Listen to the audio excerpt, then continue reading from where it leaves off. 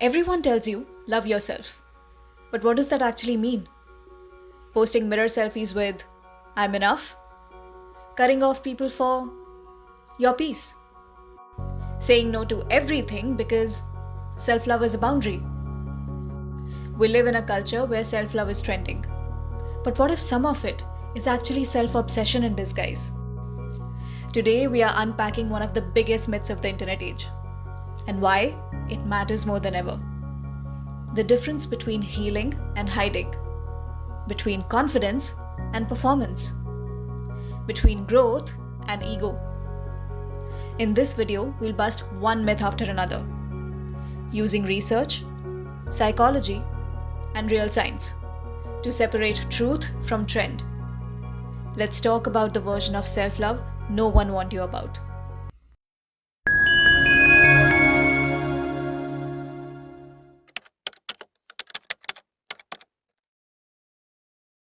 Myth 1. If you love yourself, you should always choose yourself. Sounds empowering, right? But real self-love does not mean choosing yourself at the cost of everyone else.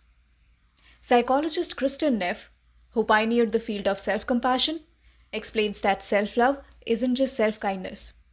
It's also about shared humanity and mindful connections. Translation: loving yourself does not mean isolating yourself. It means being kind to yourself and to others around you. Sometimes it's not about cutting off to stay at peace. It's about choosing connections with better boundaries.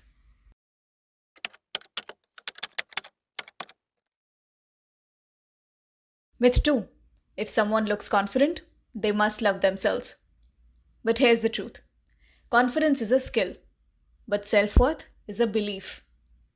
Dr. Brené Brown's research on authenticity shows that many people who appear confident are just well practiced at performing certainty. But real self-love shows up when no one's watching. It's in how you talk to yourself after failure, how you treat your inner critique.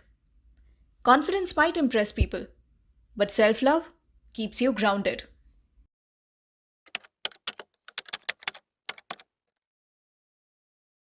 Myth 3. Loving yourself means putting yourself at the center. But here's what psychology says.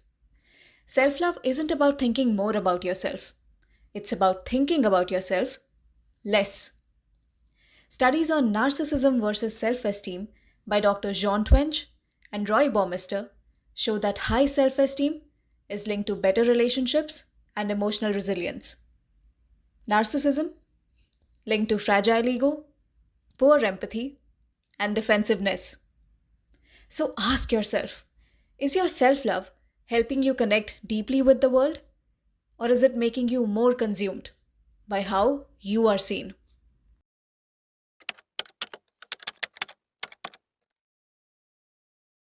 Myth 4. If it feels good, it must be self-love. But real self-love sometimes looks like doing the hard thing, like facing the part of you you'd rather avoid, owning your mistakes, choosing discomfort over distraction, and not escaping when you're scared. There's a line from psychologist Carl Rogers that stayed with me, and it goes like this. The curious paradox is that when I accept myself just as I am, then I can change. Self-love isn't comfort, it's compassion with courage.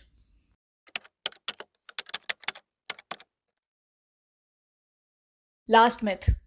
Self-love has to be declared. But some of the most deeply self-loving people aren't posting about it. Because real self-love is often quiet.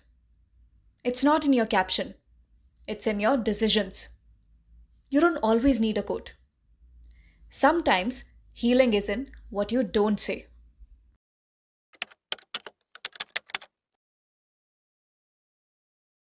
Self-love is powerful, but it's not always pretty, not always aesthetic, not always easy to explain. Because beyond the quotes and the hashtags, it's still a relationship with yourself. And like any real relationship, it takes work, it takes truth, and it takes time. The research studies used in this video are linked down in the description. Thank you for watching, and until next time, keep building a better you.